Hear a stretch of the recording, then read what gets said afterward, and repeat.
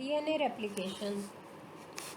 The replication process is a process that is a sequential action because it occurs in a sequence of initiation, elongation, and termination of replication.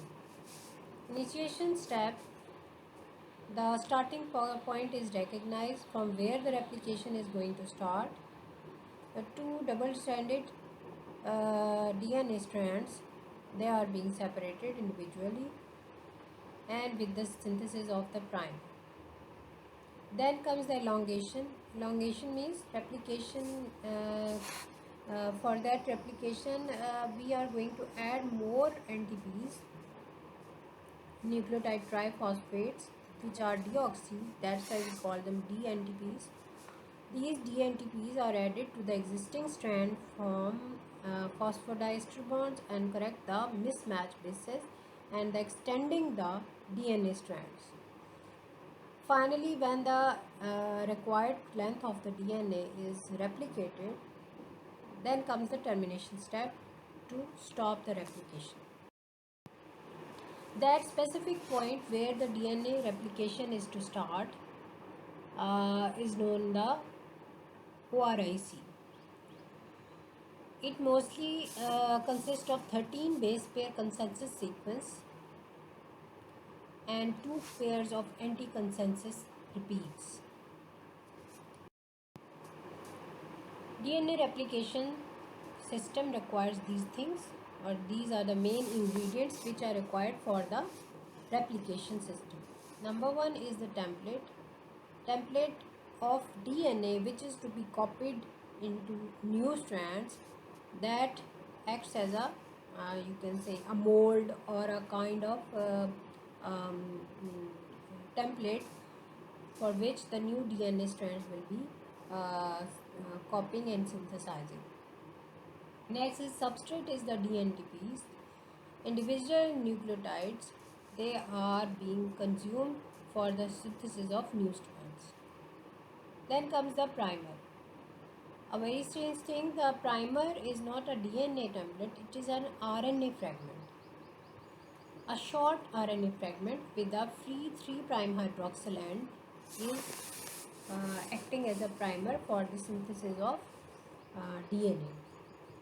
As you have studied in the glycogen synthesis, the same thing is present over there, a glycogen protein that acts as a primer, and after that further glycogen moieties, glucose moieties, they are going to be assembled together to form glycogen. Like here, first of all, the primer of RNA fragment is going to be used, and then further DNTPs are going to assemble with that primer. Later on, the picture will give you more clear view about this synthesis. Fourth thing that we require is the DNA dependent DNA polymerase, triple DP. DDP, they are the polymerases basically which are going to polymerize the DNTPs.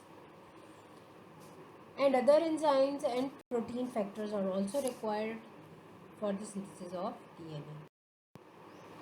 Enzymes and protein factors which are required, these are the details of these proteins and enzymes and their molecular weight. For example, number one is DNA protein. Its main function to be remembered is that it recognizes the origin of replication. Then DNA B protein, it opens the DNA double strand. Then comes the DNA C protein. It assists the DNA B binding and helps it to open up the double strand. Then comes the DNA polymerase. DNA polymerase, here there are 2 or 3 kinds of polymerases. Their main function is to elongate the DNA strand, and how that elongation takes place, it occurs by the addition of new nucleotides in the DNA existing strand.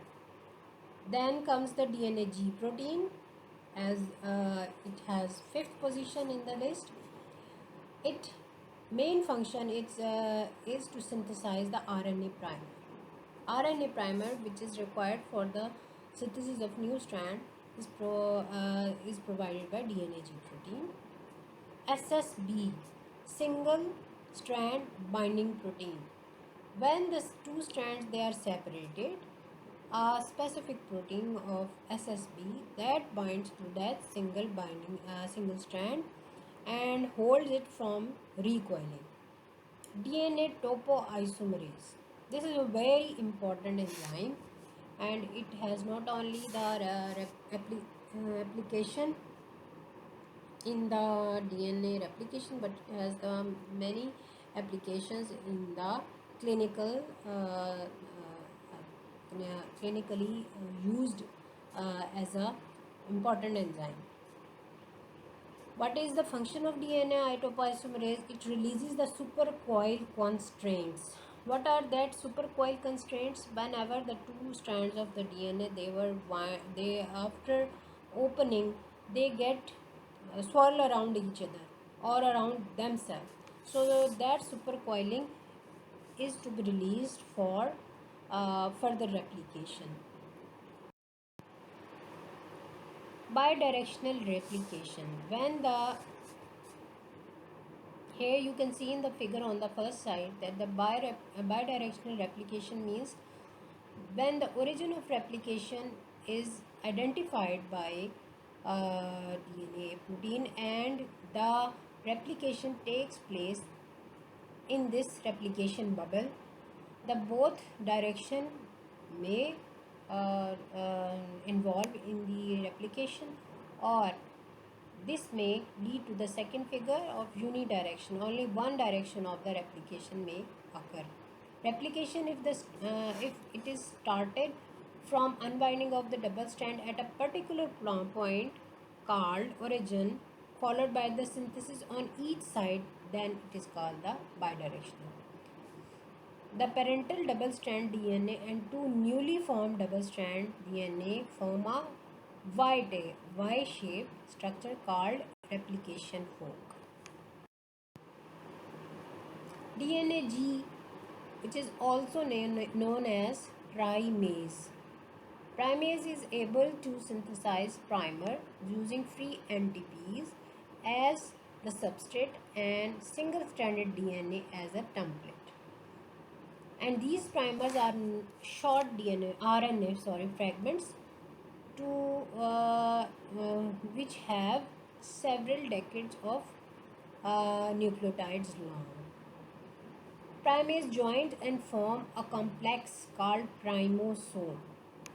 Primase starts the synthesis of primer on the single-stranded DNA template using NTPs as the substrate in the 5' to 3' direction at the expense of ATP. The short RNA fragment provides free 3' hydroxyl group for DNA elongation.